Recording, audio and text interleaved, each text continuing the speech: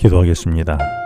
하나님 아버지, 이 아침 듣기 원하는 주님의 음성을 들을 수 있도록 성령 하나님 도와주시옵소서. 예수님 이름으로 기도합니다. 오늘 묵상할 말씀은 로마서 11장 33절로 36절 말씀입니다. 오늘 말씀 속에서 제게 들려주시는 주님의 음성은 무엇일까요? 지난 11장에서 묵상한 내용은 이스라엘 백성들이 완악함으로 복음을 거절하여서 하나님은 그 복음을 이방인들에게로 돌이켜 전하셨고, 그래서 이방인들이 구원함을 얻게 되었다고 말씀했습니다. 그리고 하나님은 11절과 14절에서 두 번이나 반복하여 말씀하시기를 이스라엘 백성들이 이방인들도 구원받는 모습을 보고 시기를 하여 그들도 다시 복음을 받아들여 하나님의 은혜 안에 들어오도록 하셨다는 것입니다. 그렇다면 여기서 드는 질문은, 만일 이스라엘 백성들이 복음을 거절하지 않았다면 이방인들에게 복음이 전해지지 않았을 것이기에 이스라엘 백성이 복음을 거절한 것은 칭찬받아야 하는 것이 아닐까요? 그렇지 않습니다. 이스라엘 백성들이 하나님 앞에서 완악했던 것에 대해 스스로 그 책임을 짊어지므로 지난 2000년간 나라 없이 떠돌아다니며 숱한 고생을 당하는 짐을 짊어져야 했었습니다. 대신 이스라엘 백성들이 하나님 앞에서 복음을 거절하지 않았다면 하나님은 이방인들을 위하여 또 다른 방법으로 그들에게 복음이 전해지도록 하셨을 것입니다. 따라서 주님은 우리의 연약함으로 빚어진 실패 속에서도 포기하지 아니하시고 그 실패를 통해서도 주님은 구원의 역사를 이루어 가신다는 것입니다. 그래서 바울은 로마서 11장을 마치며 이런 하나님에 대하여 33절에서 깊도다 하나님의 지혜와 지식의 풍성함이여 라며 하나님의 판단은 헤아리지 못할 것이며 하나님의 오묘한 섭리의 길은 우리가 능히 가늠할 수 없다며 하나님을 찬양하고 있습니다. 여기서 말씀한 하나님의 지혜와 지식은 하나님께서 이 세상을 다스리시는 주님의 통치 원리와 능력을 의미합니다. 따라서 우리는 하나님께서 세상을 통치하는 방식의 깊이의 깊어 측량 자체가 불가능하다는 것입니다. 우리가 아는 대로 민수기 33장은 출애굽한 이스라엘 백성들이 거쳐간 여정을 기록하고 있습니다.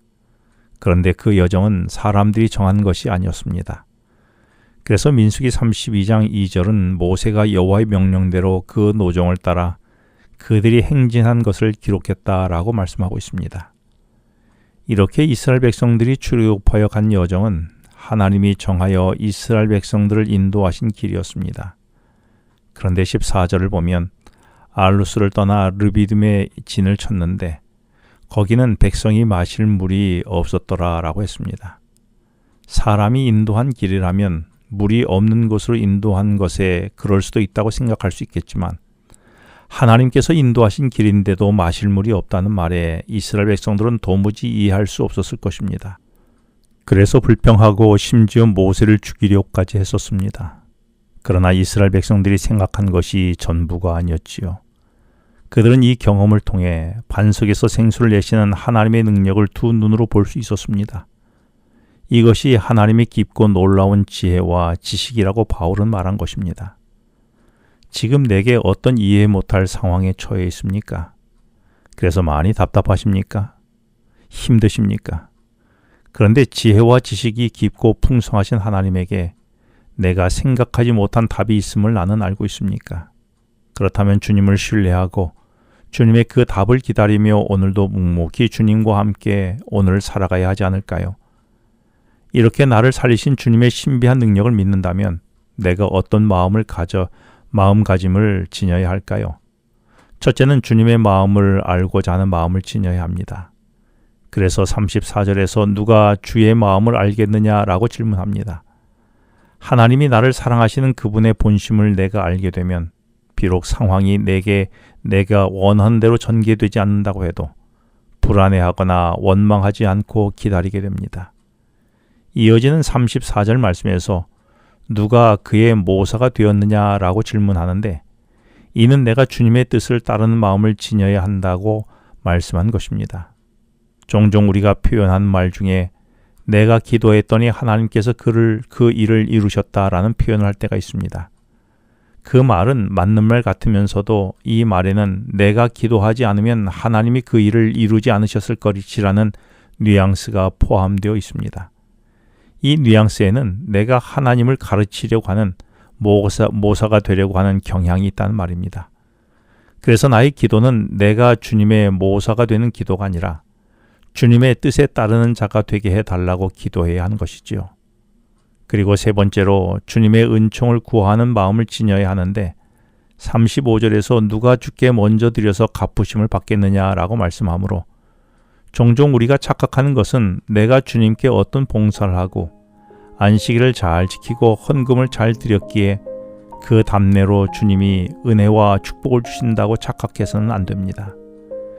그리고 끝으로 36절에서 모든 만물이 주님에게서 비롯되었을 뿐만 아니라 주님께 향하고 있음을 깨닫고 내가 이 세상에 살면서 경험되는 어떤 아픔과 불이익 속에서도 주님의 신비스러운 능력을 믿어 오직 하나님께 영광을 돌리며 살라는 것입니다. 오늘도 나의 모든 것을 아시는 하나님을 신뢰하고 그 은혜 속에서 살아가지 않겠습니까? 기도하겠습니다.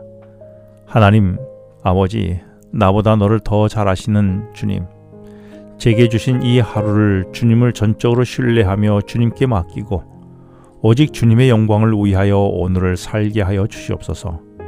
예수님 이름으로 기도합니다. 지금은 개인 기도 시간입니다.